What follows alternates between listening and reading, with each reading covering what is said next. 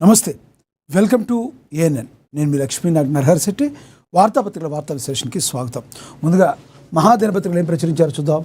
మీ time అయిపోయింది, ఇప్పుడు మా టైం కవిత సంచలన పోస్ట్ అయితే చేశారు, దాని గురించి ప్రచురించారు. ఇక డిజిటల్ కొరతపై చంద్రబాబు సమీక్ష, యుద్ధ ప్రాతిపదికన సరఫరాకు ఆదేశించారు, దాన్ని ప్రచురించారు. ఇక సజ్జల భార్గవ్ విచారణ, విద్వేష పోస్టుల వెనుక అసలు సూత్రధారి ఎవరు, రెండో రోజు విచారణలో ప్రశ్నల వర్షం అని కూడా ప్రచురించారు.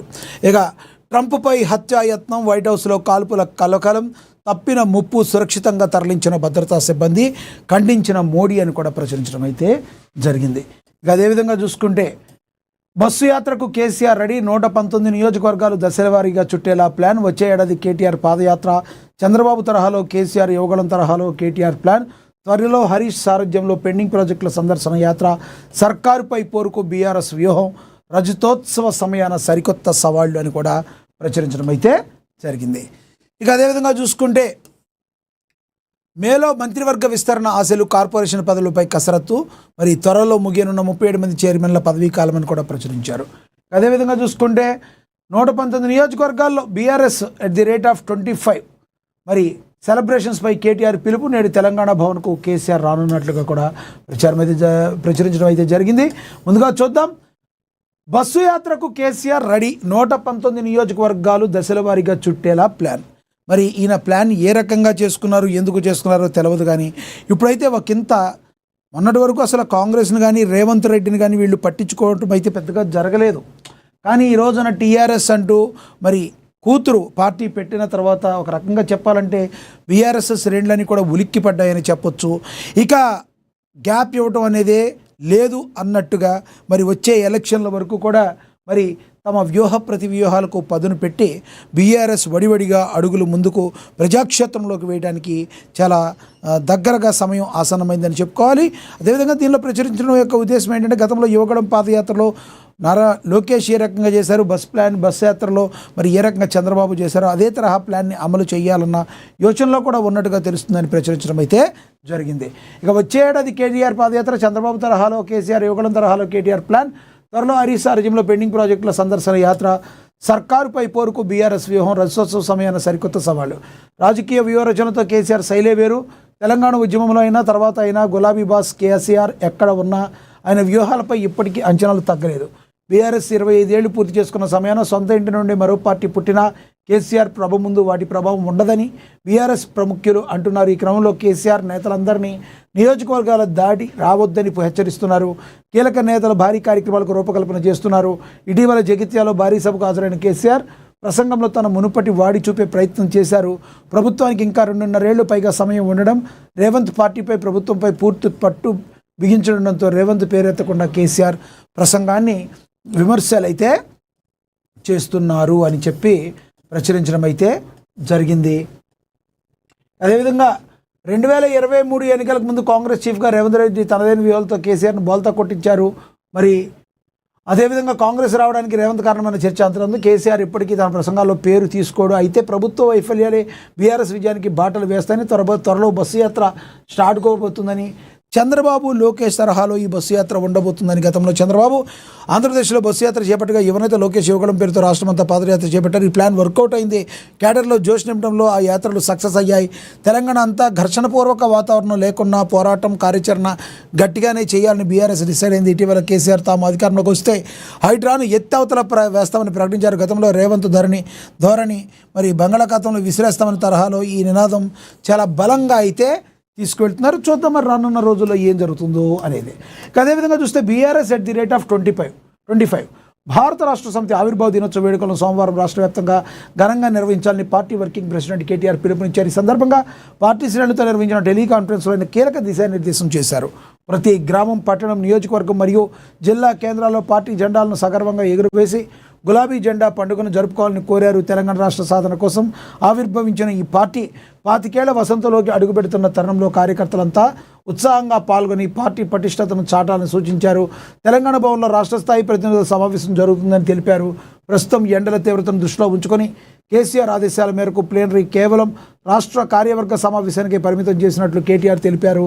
ఈ సమావేశానికి రాష్ట్ర కార్యవర్గ సభ్యులు, ఎంపీలు, ఎమ్మెల్యేలు, ఎమ్మెల్సీలు, జిల్లా అధ్యక్షులతో సహా మాజీ ప్రజాప్రతినిధులు, కార్పొరేషన్ల మాజీ చైర్మన్లు మాత్రమే ఆహ్వానం ఉందని స్పష్టం చేశారు. ప్లీనరీ సమావేశానికి తెలంగాణ భవన్లో పరిమిత సంఖ్యలో మాత్రమే ప్రవేశం ఉంటుందన్నారు. కేవలం ఆహ్వానం ఉన్నవారు మాత్రమే హాజరు కావాలని, మిగిలిన వారంతా తమ నియోజకవర్గాల్లో వేడుకలను ఘనంగా జరుపుకోవాలని కేటీఆర్ కోరారు. సుదూర ప్రాంతాల నుంచి ప్లీనరీ సమావేశానికి వచ్చేవారు మధ్యాహ్నం 1:30 కల్లా హైదరాబాద్కు చేరుకోవాలని కేటీఆర్ అయితే సూచించడం అయితే జరిగింది. ఏదేమైనప్పటికీ కూడా మరి బీఆర్ఎస్ పార్టీ మరి ఇక అలుపెరగకుండా మరి ప్రజాక్షేత్రంలో ఉండడానికి ప్రయత్నాలకి ఇక అంకురార్పణ జరిగిందనుకోవాలి. ఎప్పుడైతే మరి కల్వకుంట్ల కవిత టీఆర్ఎస్ పార్టీని ప్రకటించారో అక్కడి నుంచి కూడా బీఆర్ఎస్ పార్టీలో ఇక నిద్రాహారాలు లేకుండా పనిచేయడానికి డిసైడ్ అయిపోయారు అని మనం అనుకోవటంలో ఎటువంటి ఆశ్చర్యం అయితే లేదు. రానున్న రోజుల్లో ఇక 2.5 ఏళ్ళు కూడా చాలా తక్కువగా వాళ్ళకి గ్యాప్ కనిపించే అవకాశం చాలా చాలా స్పష్టంగా అయితే మనకి కనబడుతుంది. ఇక తదుపరి చూసుకుంటే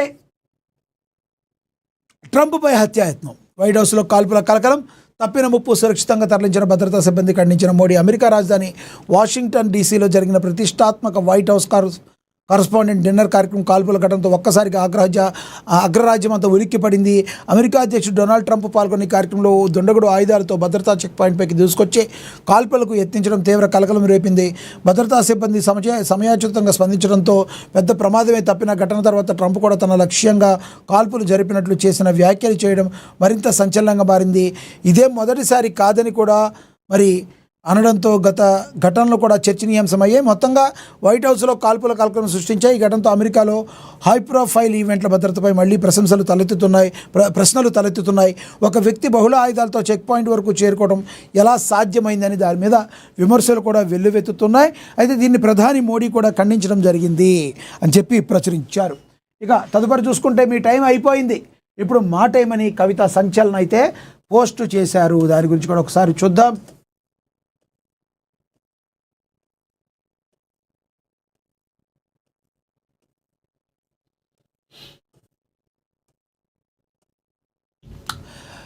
ఇక తెలంగాణ రాష్ట్ర సేన అధ్యక్షురాలు కల్వకుంట్ల కవిత సంచలన పోస్ట్ పెట్టారు. ఇక మీ టైం అయిపోయింది, మా టైం వచ్చిందని పేర్కొన్నారు.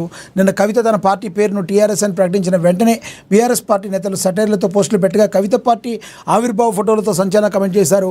బీఆర్ఎస్ పార్టీ ఆవిర్భావ దినోత్సవ సమయంలో కవిత పోస్టు చాలా సంచలనంగా మారింది. ఏదైతే పులిని చూసి నక్కలు వాతలు పెట్టుకుంటుందని చెప్పినా, లేదంటే బిస్లరీ వాటర్ బాటిల్స్ ఒరిజినల్కి డూప్లికేట్ తేడా చూపించినా, కోల్గేట్ పేస్ట్కి మరి ఒరిజినల్కి అదేవిధంగా డూప్లికేట్ తేడా చూపించినా అది బీఆర్ఎస్ పార్టీ వాళ్ళకి చెల్లింది. అయితే కవిత కూడా ఏమాత్రం ఆగలేదు.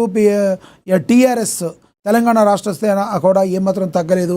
వాళ్ళందరికీ ఎక్కడో మండుతున్నట్టుంది అని చెప్పి బర్ణాలు రాసుకోండి అని వాళ్ళు కూడా బర్ణాలు అయితే చూపించడం అయితే జరిగింది. ఇక మరి విమర్శలు మరి ప్రతి విమర్శలు అనేవి సర్వసాధారణం. అయితే మీ టైం అయిపోయింది, ఇక మా టైం మొదలైంది అని చెప్పి కవిత పోస్ట్ పెట్టడం ద్వారా డైరెక్ట్గా బీఆర్ఎస్ పార్టీ పైన ఎక్కువగా ఆమె ఫోకస్ ఉండబోతుంది. బీఆర్ఎస్ పార్టీ పైన తన పోరు కూడా ఉండబోతుందని చెప్పకనే చెప్తుంది అంటంలో ఎటువంటి సందేహం అయితే లేదు. ఇక తదుపరి చూసుకుంటే డీజిల్ కొరతపై చంద్రబాబు సమీక్ష, యుద్ధ ప్రాతిపదికన సరఫరాకు ఆదేశం. డీజిల్ కొరతపై మరి సమీక్ష నిర్వహించారు. ఆంధ్రప్రదేశ్లో డీజిల్ కొరతపై ముఖ్యమంత్రి నారా చంద్రబాబు నాయుడు తక్షణమే స్పందించారు. ఆదివారం సెలవు రోజు అయినప్పటికీ కూడా ఇంధన కరువుతో అల్లాడుతున్న వాహనదారులు మరియు అన్నదాత కష్టాలను చూసి చెల్లించిన ఆయన సచివాలయ ఉన్నతాధికారులతో అత్యవసర సమీక్ష సమావేశం నిర్వహించారు. రాష్ట్రంలోని పెట్రోల్ బంకుల వద్ద నో స్టాక్ బోర్డులు వెలుస్తుండడం, వాహనదారులు కిలోమీటర్ల మేర క్యూ కట్టడంపై సీఎం తీవ్ర అసంతృప్తి వ్యక్తం చేశారు. ఎట్టి పరిస్థితుల్లో డీజిల్ కొరత ఉండకూడదని, యుద్ధ ప్రాతిపదికన సరఫరాను పునరుద్ధరించాలని ఆయన అధికారులను హుకుం జారీ చేశారు. ప్రజలకు కనీస అవసరమైన ఇంధనం అందకపోవడం అభివృద్ధికి గొడ్డలు పెట్టు వంటిదని ఆయన ఈ సందర్భంగా హెచ్చరించారు. ఏపీ రాష్ట్ర వ్యాప్తంగా నెలకొన్న ఈ సంక్షోభంపై అధికారులు ముఖ్యమంత్రికి సమగ్ర నివేదిక సమర్పించారు. ఏపీలో మొత్తంగా 4,510 పెట్రోల్ బంకులు ఉండగా సరఫరా కొనుగోలు చేయబోవడం వల్ల ఇప్పటికే 421 బంకులు పూర్తిగా మూతపడ్డాయని అధికారులు వివరించారు. ముఖ్యంగా వినియోగదారులు ప్యానిక్ కొనుగోలుకు పాల్పడడం వల్ల కృత్రిమ డిమాండ్ ఏర్పడింది. దీనివల్ల ఉన్న నిల్వలు కూడా క్షణాల్లో ఖాళీ అవుతున్నాయని సీఎంకు నివేదించారు. అంతర్జాతీయంగా అమెరికా, ఇజ్రాయెల్ మరియు ఇరాన్ మధ్య సాగుతున్న యుద్ధ వాతావరణం వల్ల చమురు దిగుమతుల రవాణాలో అంతరాయం కలగడం ఈ పరిస్థితికి ప్రధాన కారణమని అధికారులు వివరణ ఇచ్చారు. అయితే కారణాలు ఏవైనా సరే ప్రజలకు ఇబ్బంది కలగకూడదు, ప్రత్యామ్నాయ మార్గాలు అన్వేషించాలని చంద్రబాబు అయితే మరి ఆదేశించారు. ఇంకొక వార్త కూడా హల్చల్ చేస్తుంది సోషల్ మీడియాలో. పెట్రోల్ మీద 25 రూపాయల వరకు పెంచే అవకాశం ఉందని చెప్పి మరి విపరీతమైన ప్రచారం అయితే జరుగుతుంది. రానున్న రోజుల్లో ఏం జరగబోతుందో మరి ప్రజలందరూ కూడా, మరి వాహనదారులందరూ కూడా ఇంకెంత ప్యానిక్ అవ్వబోతున్నారో మనం అందరూ కూడా వేచి చూడాలి. ఇప్పటికైతే చంద్రబాబు అయితే చెప్పారు, ఎటువంటి పరిస్థితుల్లో కూడా ప్రజలకి మరి ఇబ్బందులు కలగకూడదని అత్యవసర సమావేశాన్ని అయితే ఆయన ఏర్పాటు చేయడం అయితే ఆదివారం ఇప్పుడు కూడా జరిగింది. మరి డీజిల్ కష్టాలు ఉండకూడదని చెప్పి యుద్ధ ప్రాతిపదికన వాటిని పరిష్కరించాలని ఆయన తెలియజేయడం అయితే జరిగిందని ప్రచురించారు. సజ్జల భార్గవ్ విచారణ. సజ్జల భార్గవ్ రెడ్డి గురించి మనకు తెలుసు, మరి అనేక ఆరోపణలు ఎదుర్కొన్నాడు. మరి ఎదుటోళ్ళ మీద పోస్టులు హీనంగా పెట్టించడంలో ఇతని పాత్ర ఉంది అని చెప్పి అనేక మంది ఆరోపణలు అయితే మరి చేశారు. సజ్జల భార్గవ్ విచారణ గురించి కూడా ఒకసారి చూద్దాం.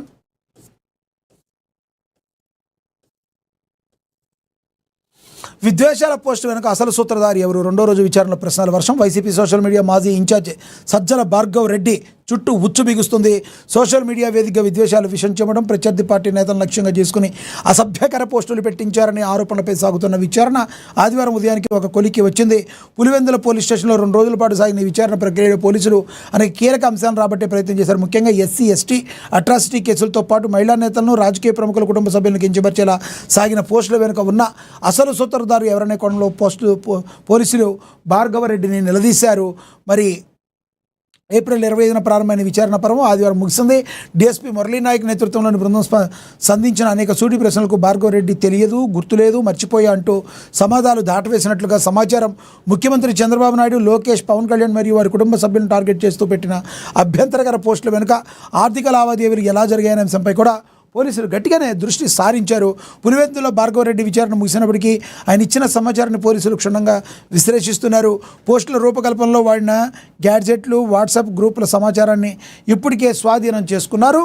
మరి విచారణలో భాగంగా సజ్జల భార్గవరెడ్డి నోరు విప్పితే మరెంతమంది బయటకు వస్తారో అని చెప్పి అందరూ కూడా ఎంతో ఆసక్తిగా ఎదురు చూసేవాళ్ళు కొంతమంది ఉంటే, భయపడి సచ్చేవాళ్ళు కొంతమంది ఉంటారు, అందులో ఇన్వాల్వ్ అయిన వాళ్ళు. చూడాలి మరి సజ్జల భార్గవరెడ్డి ఏం పేరు చెప్తున్నారు. కానీ ప్రస్తుతం అయితే ఆయన అదుర్స సినిమాలో లాగా ఎన్టీఆర్ లాగా, రెండో ఎన్టీఆర్ లాగా తెలియదు, గుర్తులేదు, మర్చిపోయా అని మాత్రమే చెప్తున్నట్లుగా మరి సమాచారం అందుతుందని అడిగితే తెలుస్తుంది జరిగింది. చూద్దాం రానున్న రోజుల్లో ఏం జరగబోతుంది అనేది.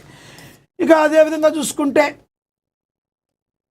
ఇక్కడ మేలో మంత్రివర్గ విస్తరణ ఆశలు, కార్పొరేషన్ పదవులపై కసరత్తు. త్వరలో ముగియనున్న 37 మంది చైర్మన్ల పదవీకాలం, చైర్మన్ల పనితీరు, రెన్యువల్స్పై రిపోర్టు. 2.5 ఏళ్లైనా కూడా ఇంకా అనేక పదవులు ఖాళీ. వచ్చే అసెంబ్లీ ఎన్నికల్లో గెలిపే లక్ష్యంగా వ్యూహాలు. ఇటీవల ఎమ్మెల్యేలకు డీసీసీలు, సెల్ బాధ్యతలు. త్వరలో మరికొందరు ఎమ్మెల్యేలు, నియోజకవర్గ ఇన్ఛార్జీలకు చైర్మన్ పదవులు. ఎప్పుడెప్పుడా ఎదురు చూస్తున్న మంత్రివర్గ విస్తరణ మేలో జరగనుందన్న చర్చ ఇప్పుడు తాజాగా జరుగుతుంది. ఎమ్మెల్సీ అజరుద్దీన్కు లైన్ క్లియర్ కావడంతో కాంగ్రెస్ సర్కార్ అయితే ఊపిరి పీల్చుకోగా మేలో విస్తరణ జరగవచ్చునని తాజాగా వినబడుతుంది. ఏప్రిల్లోనే విస్తరణ ఉంటుందని హడావిడిగా జరిగిన 5 రాష్ట్రాల ఎన్నికల నేపథ్యంలో ముందుకు పడట్లేదు.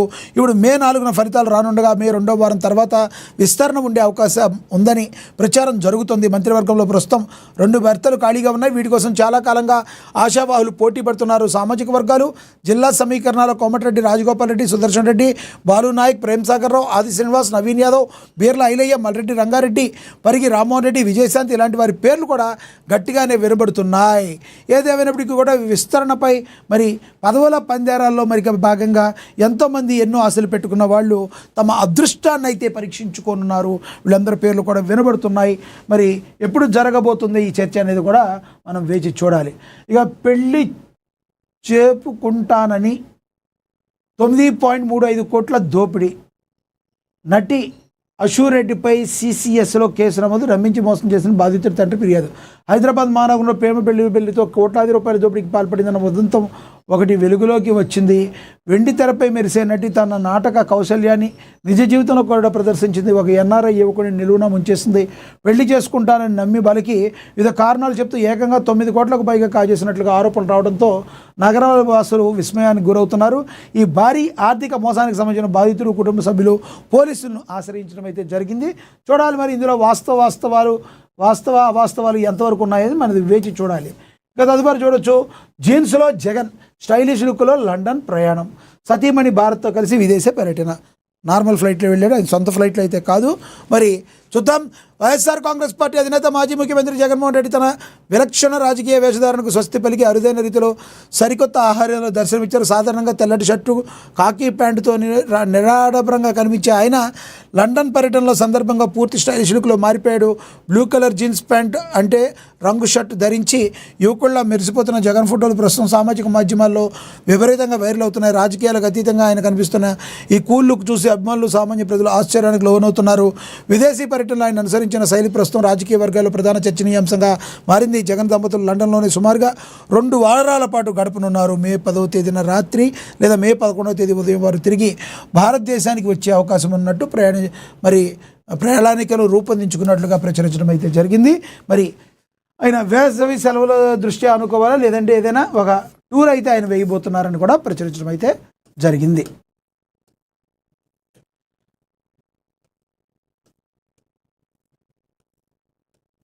ఇక భద్రాచలంలో బీసీ భవన్ నిర్మించాలి అని చెప్పి బీసీ కమిషన్ సభ్యులకు వినతి పత్రాన్ని ఇచ్చారు. భద్రాచలం పుణ్యక్షేత్రంలో బీసీ భవన్ నిర్మించాలని, ఇందుకు ప్రభుత్వం తరపున చర్యలు చేపట్టేలా చొరవ తీసుకోవాలని తెలంగాణ రాష్ట్ర బీసీ కమిషన్ సభ్యులు మరి తిరుమలగిరి సురేందర్కు భద్రాద్రి కొత్తగూడెం జిల్లా బీసీ సంక్షేమ సంఘం ప్రతినిధులు వినతి పత్రాన్ని సమర్పించారని ప్రచురించడం అయితే జరిగింది. అదేవిధంగా శ్రీ పెద్దమ్మ తల్లిని దర్శించుకున్నారు. భద్రాద్రి కొత్తగూడెం జిల్లాలో రాష్ట్ర బీసీ కమిషన్ సభ్యులు తిరుమలగిరి సురేందర్ ఘనంగా స్వాగతం పలికారు. ఆలయ ఈవో రజనీ కుమారి అని చెప్పి కూడా ప్రచురించారు. అదేవిధంగా చూసుకుంటే ఘనంగా శ్రీ వాసవి మాత జయంతి వేడుకలు మంచిర్యాల జిల్లాలో జరిగాయి. మరి ఆ వేడుకల గురించి కూడా మనకి దీనిలో ప్రచురించడం జరిగింది. భద్రాద్రి కొత్తగూడెం జిల్లాలో రామవరంలో పోతులూరి వీరబ్రహ్మం గారి యొక్క ఆరాధన కూడా ఇలా ఉందని చెప్పి దాని గురించి కూడా ప్రచురించారు. మేడే స్ఫూర్తితో కార్మికుల దినోత్సవాన్ని జయప్రదం చేయాలని కుషాయిగూడలో ఐఎఫ్టియు రాష్ట్ర ప్రధాన కార్యదర్శి శివబాబు పిలుపునిచ్చారు. దాని గురించి కూడా ప్రచురించారు. ఇక కుషాయిగూడలో భవన నిర్మాణ కార్మికులు వెల్ఫేర్ బోర్డుల పేరు నమోదు చేసుకోవాలని, కార్మికులకు పట్టణ ఉపాధి పథకాలు వర్తింపజేయాలని భవన నిర్మాణ కార్మికుల సంఘం జిల్లా అధ్యక్షులు చింతకింది అశోక్ బాబు తెలిపారని కూడా ప్రచురించారు. ఇక అదేవిధంగా చూసుకుంటే మణుగూరులో హామీలను నెరవేర్చిన ఎమ్మెల్యే పాయం మున్నూరు కాపు కళ్యాణ మండపం నిర్మాణానికి సహకారం ఇస్తామన్నారు. మున్నూరు కాపు సంఘ నేతలు కృష్ణమోహన్ సురేష్ మరి దీనిలో ఈ కార్యక్రమంలో పాల్గొన్నారని కూడా ప్రచురించారు. భద్రాచలంలో సంబంధించి ఏయుకేఎస్ జాతీయ మహాసభలు పోస్టర్ ఆవిష్కరించారు. భద్రాచల పట్టణంలో ఘనంగా నిర్వహణ, రైతులు పెద్ద సంఖ్యలో పాల్గొని విజయవంతం చేయాలని అయితే పిలుపునివ్వడం అయితే జరిగింది. ఇక యోగేష్ వైద్య కవిత్వ దర్శనం అని చెప్పి ఒక ఆర్టికల్లో కూడా రాశారు. నీలాంబరి అని చెప్పి ఒక కవిత కూడా ఉంది, వెలుగు నీడలో అని చెప్పి ఆశారాజు రాసింది. ఏదైనా కూడా ఆర్టికల్స్కి సంబంధించి కూడా ఒక ఎడిషన్ మనం అయితే చూడొచ్చు. అదేవిధంగా మరి భద్రాచలంలో భద్రాద్రి పుణ్యక్షేత్రం శ్రీ సీతారామచంద్ర స్వామి ఆలయాన్ని సందర్శించారు. ఎమ్మెల్యే డాక్టర్ తెల్లం వెంకట్రావు సందర్శించారు. ఎమ్మెల్యే డాక్టర్ తెల్లం వెంకట్రావు ఆలయ అభివృద్ధి పనులను పరిశీలించి త్వరితగతిన పూర్తి చేయాలని అధికారులకు ఆదేశాలు అయితే జారీ చేశారు. ఇక నల్గొండ జిల్లాలో అత్యంత భక్తి శ్రద్ధలతో వాసవిమాత జయంతి ఉత్సవాలు జరిగాయి. ప్రతి ఇల్లు కూడా సుఖ సంతోషాలతో విరాజిల్లాలని, 100 కోట్లతో ఆలయాల అభివృద్ధి పనులు పూర్తి చేస్తామని నల్గొండలో మంత్రి కోమటిరెడ్డి వెంకటరెడ్డి వెల్లడించారు. అదేవిధంగా కారేపల్లి వివాహ వేడుకకు హాజరయ్యారు ఎమ్మెల్యే అని కూడా ప్రచురించారు. మరి మేట్లగూడెంలో జరిగిన వివాహ వేడుకలకు వైరా ఎమ్మెల్యే మాలోత్ రామదాసు నాయక్ హాజరయ్యి వాళ్ళందరినీ కూడా ఆశీర్వదించడం అయితే జరిగిందని ప్రచురించడం అయితే జరిగింది. ఇక భద్రాచలంలో ఘనంగా హిందూ సమ్మేళన పోస్టర్ను ఆవిష్కరణకు ఏర్పాట్లు వేగవంతం అవుతున్నాయని కూడా ప్రచురించడం అయితే జరిగింది. మనం చూడొచ్చు, మంత్రి సీతక్కను మర్యాదపూర్వకంగా కలిసి తన వివాహ వేడుకకు ఆహ్వానించారు. సర్పంచ్ కిషోర్ మరి రావాలి తమ వివాహ వేడుక అని చెప్పి ఆయన పిలవటం అయితే జరిగింది. ఇక బొడ్రాయి నాభిశిల ప్రతిష్టాపనలో బీజేపీ నియోజకవర్గ ఇన్ఛార్జి తోకలా పాల్గొన్నారు. మైలార్దేవపల్లి డివిజన్ పరిధిలోని పల్లె చెరువులో బొడ్రాయి నాభిశిల ప్రతిష్ట కార్యక్రమం బీజేపీ రాజేంద్ర నగర్ నియోజకవర్గ ఇన్ఛార్జ్ తోకల శ్రీనివాసరెడ్డి పాల్గొన్నారని కూడా ప్రచురించడం అయితే జరిగింది. ఇక అదేవిధంగా చూసుకుంటే భువనగిరిలో మెగా జాబ్ మేళా జరిగింది. 3500 ఉద్యోగాలు. ఎమ్మెల్యే కుంభం అనిల్ కుమార్ రెడ్డి మరి అధ్యక్షతన ఇది జరిగింది అని కూడా ప్రచురించడం జరిగింది. ఇక జలకృష్ణాలకు పొదిపే మార్గం కృష్ణా జలాలకు పొదిపే మార్గం వినియోగంలో 20% కోత విధించుకోవాలి. 720 కోట్లతో పైప్ లైన్ల ఆధునీకరణ వచ్చే ఏడాది ఆఖరు నాటికి గోదావరి జలాలు డిమాండ్కు తగ్గ సరఫరా కష్టమే ఎండి అశోక్ రెడ్డి అయితే విజ్ఞప్తి చేశారు. మరి వేసవికి సంబంధించి వినియోగాన్ని చాలా తక్కువగా చేసుకుని అందరూ కూడా నీటికి సంబంధించి వేస్ట్ చేయకుండా జాగ్రత్తగా వాడుకోవాల్సిన అవసరం ప్రతి వ్యక్తిపైన ప్రతి మనిషిపైన ఉంది. దానికి సంబంధించి 20% పొదుపు ప్రయత్నం మంత్రమే శరణ్యం. వేసవి తాపం పెరుగుతున్న వేళ ప్రతి నీటి బొట్టును అమూల్యంగా భావించాలని జలమండలి సూచిస్తుంది. ప్రజలు తమ దైనందిన జీవితంలో వినియోగించుకొని నీటి కోసం కనీసం 20% పొదుపు చేయగలిగితే ఆ మిగిలిన నీటిని ఎద్దడి ఉన్న ప్రాంతాలకు తరలించే అవకాశం ఉంటుందని ఎండీ అయితే వివరించారు. అదేవిధంగా గోదావరి జలాల కోసం ముమ్మర ప్రయత్నాలు కూడా జరుగుతున్నాయి. శిథిల పైప్ లైన్ల స్థానంలో కొత్త వ్యవస్థ కూడా ఏర్పడబోతుంది. సింగూరులో అత్యవసర పంపింగ్ ఏర్పాట్లు కూడా చేస్తున్నారు. ఇక సమిష్టి కృషితోనే జలభద్రత ఉంటుంది అని కూడా ప్రచురించడం అయితే జరిగింది. ఇక ప్రజల ముంగడికే ప్రజావాణి జనాభా లెక్కల స్వీకరణ 2027 కార్యక్రమంలో పాల్గొన్నారు. ప్రభుత్వ విప్పు ఆలేరు ఎమ్మెల్యే బీర్లా ఐలయ్య. అదేవిధంగా ప్రజల ముంగడికే ప్రజావాణి రాష్ట్ర స్థాయి నుంచి రెవెన్యూ డివిజన్ల వరకు సేవల విస్తరణ, అర్జీల పురోగతిపై ఎప్పటికప్పుడు సమాచారం, జాప్యం జరిగితే ఉపేక్షించేది లేదని అధికారులకు సీఎం హెచ్చరికలు జారీ చేశారని ప్రచురించారు. శుభకార్యం సంబరం, బ్లౌజ్ తెచ్చిన తంట, బ్లౌజ్ ముక్కను పాడు చేస్తే ₹1,00,000 పరిహారం, నిర్లక్ష్యం వహించిన బంజారాహిల్స్ బొటిక్కు భారీ జరిమానా, సేవాలోపంగా పరిగణించిన కోర్టు. సాధారణంగా ఏదైనా శుభకార్యాలు లేదా వివాహ వేడుక ఉందంటే చాలు మహిళలు తమ వేషధారణపై ప్రత్యేక శ్రద్ధ చూపిస్తారు. ముఖ్యంగా పట్టు చీరల ఎంపికలో ఎంతటి జాగ్రత్తలు తీసుకున్నా వాటిని తగినట్లుగా బ్లౌజులను డిజైన్ చేసుకోవడంలోనూ అంతే ఆసక్తి కనబరుస్తారు. ప్రస్తుతం మార్కెట్లో చీర ధరకు మించి బ్లౌజ్ స్టిచ్చింగ్ మరియు మగ్గం వర్క్స్ ₹1,000 ఖర్చు చేయడం పరిపాటిగా మారిపోయింది. బంజారాహిల్స్ బొటిక్ నిర్వాహకం జరిగింది. ముషీరాబాద్ నియోజకవర్గ పరిధిలోని గాంధీనగర్ నివాసి కే అమృత వర్షిని తన సోదరుడి వివాహం కోసం ఎంతో ఖరీదైన పట్టు చీరను సిద్ధం చేసుకున్నారు. ఈ వేడుకలో ప్రత్యేక ఆకర్షణగా నిర్వహణ భావించిన ఆమె తన సోదరుడు బహుమతిగా ఇచ్చిన ఆ పట్టుచీర బ్లౌజ్ ముక్కను స్టిచ్చింగ్ కోసం బంజారాహిల్స్లోని బీ డిజైన్ ఫర్ యూ అనే ప్రస్తుత టైలరింగ్ సంస్థకు అప్పగించారు. 2020 జనవరి 25న బ్లౌజ్ మెటీరియల్తో పాటు స్టిచ్చింగ్ ఛార్జీల కోసం ముందస్తుగా 2,500 చెల్లించారు. ఫిబ్రవరి 12 తేదీలోపు డెలివరీ ఇవ్వాలని ఒప్పందం కుదుర్చుకున్నారు. అయితే ఆ సంస్థ నిర్వాహకుల నిర్లక్ష్యం వల్ల ఆ పట్టుచీర బ్లౌజ్ ముక్కను ఇష్టానుసారంగా కత్తిరించడం వివాదం మొదలైంది. తప్పుడు కటింగ్తో మొదలైన తకకారు బ్లౌజ్ డెలివరీ ఇవ్వాల్సిన గడువు సమీపిస్తున్న తరుణంలో ఫిబ్రవరి 5న బొటిక్ నుంచి అమృత వర్ష ఒక ఫోన్ కాల్ వచ్చింది. తాము పొరపాటున బ్లౌజ్ మెటీరియల్ను తప్పుగా కట్ చేశామని, అందుకు క్షమించాలని సిబ్బంది కోరారు. అయితే జరిగిన తప్పును సర్దిద్దామని, ఎవరూ గుర్తుపట్టలేని విధంగా మగ్గం వర్క్ చేసి రీజాయిన్ చేసి ఇస్తామని వారు హామీ ఇచ్చారు. తమపై నమ్మకంతో ఆమె అందుకు అంగీకరించినప్పటికీ చివరకు వారు ఇచ్చిన అవుట్పుట్ ఏమాత్రం సంతృప్తికరంగా లేదు. బ్లౌజ్ ఆకృతి పూర్తిగా మారిపోవడమే కాకుండా పెళ్లి వంటి పెద్ద వేడుకల్లో ధరించడానికి ఏమాత్రం యోగ్యంగా లేకుండా తయారైంది. ఇది ఆమెను తీవ్ర ఆందోళనకు మనోవేదనకు గురి చేసింది. దీంతో కమిషన్ తలుపు తట్టింది. బాధితురాలు సేవాలోపంగా చెక్పెట్టే దిశగా అడుగులు వేసే చారిత్రాత్మక తీర్పు అయితే వచ్చింది. ₹1,00,000 జరిమానా విధించారు. కేసు పూర్వపరం పరిశీలించి వినియోగదారుల కమిషన్ బాధితురాలకు అనుకూలంగా తీర్పునిచ్చారు.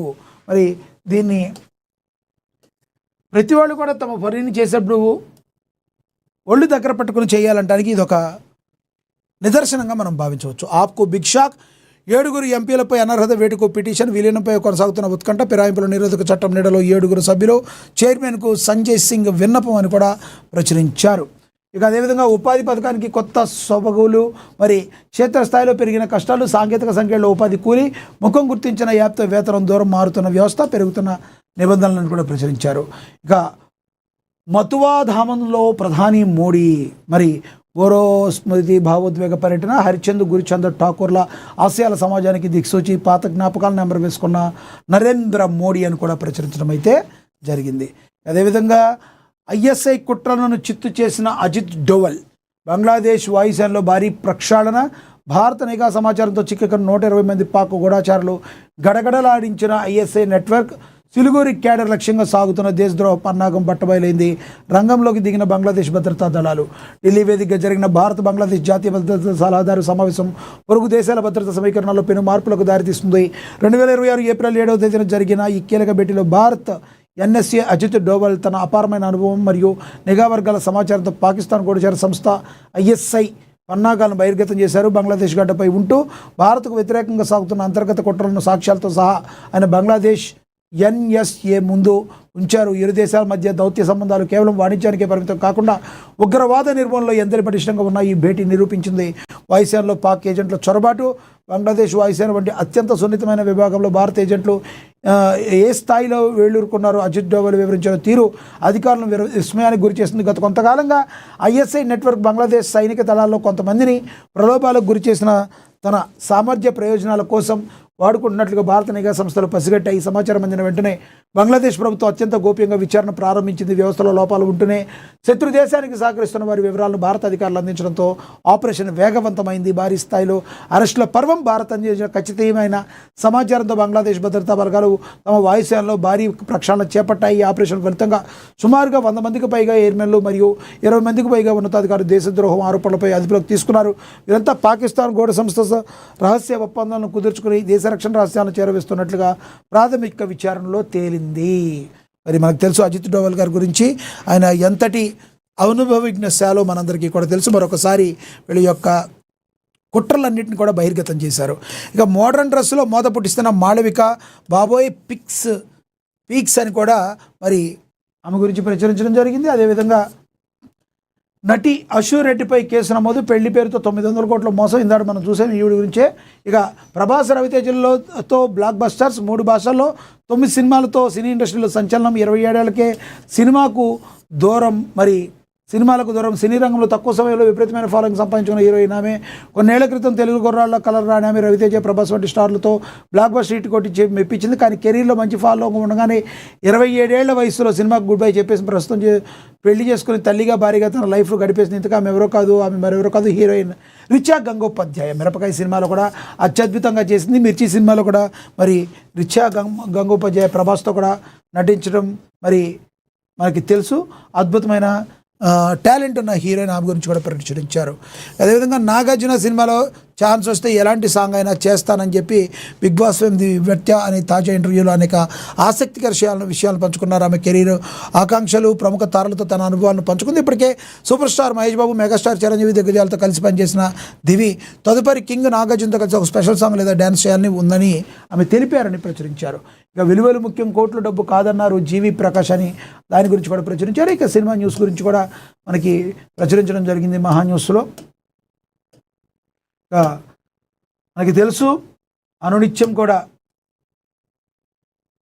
ప్రజలకి ప్రభుత్వానికి మధ్య వారధిగా ఉంటూ నిష్పక్షపాతంగా వార్తలను ప్రచురించే ఏకైక దినపత్రిక మహా దినపత్రిక. ఇప్పుడే డౌన్లోడ్ చేసుకోండి. ఇది వాటి వార్తాపత్రికల వార్తా విశ్లేషణ. నమస్తే.